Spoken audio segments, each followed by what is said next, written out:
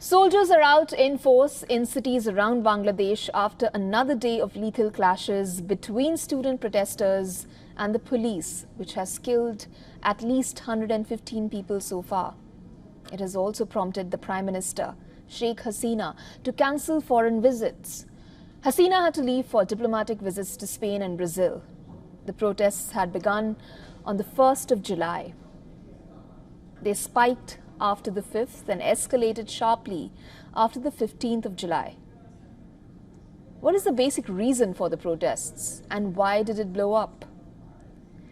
The High Commission of India, in coordination with the BSF and the Bureau of Immigration, is facilitating Indian students who are travelling back to India from Bangladesh. According to reports, the border crossings between India and Bangladesh, that are Benapole, Petropole, Gede Darshana and Akuara Agartala, will remain open for students and Indian nationals to arrive in India. 670 Indian, Nepalese and Bhutanese nationals have crossed over the land border between India and Bangladesh over the last 2 days. They were assisted by Indian High Commission in Dhaka in coordination with the BSF, the Bureau of Immigration. Indian State of Meghalaya Chief Minister Conrad Sangma has also given an update regarding evacuation of Indian students. At the heart of the problem is a reservation system. The protests are about coveted government jobs and who is entitled to them. An old quota system, reinstated recently by the Supreme Court, reserves more than half of those jobs for various groups. The students say that the system is unfair and that most of the positions should be filled based on merit and not quota. The quota system was introduced in 1972 by Hasina's father, independence leader Sheikh Mujibur Rahman. He led his country's fight for independence from Pakistan in 1971.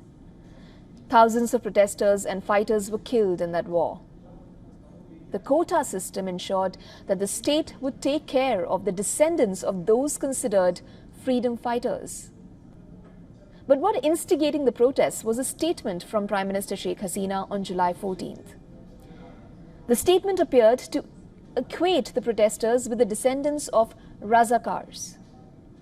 Razakars are mercenary collaborators of Pakistani military who led a brutal campaign of murder and rape, in which up to 3 million Bangladeshis are estimated to have been killed in the space of a few months in 1971. After the Awami League lost power in 2001, the process of implementation of the quota slowed down again. But Hasina returned as Prime Minister in 2009. The withdrawal of the quota in 2018 was challenged in court. In his July 5th order, the High Court ruled the government's decision was arbitrary and that the freedom fighters and their progeny remained one of the most backward sections of the country's citizens.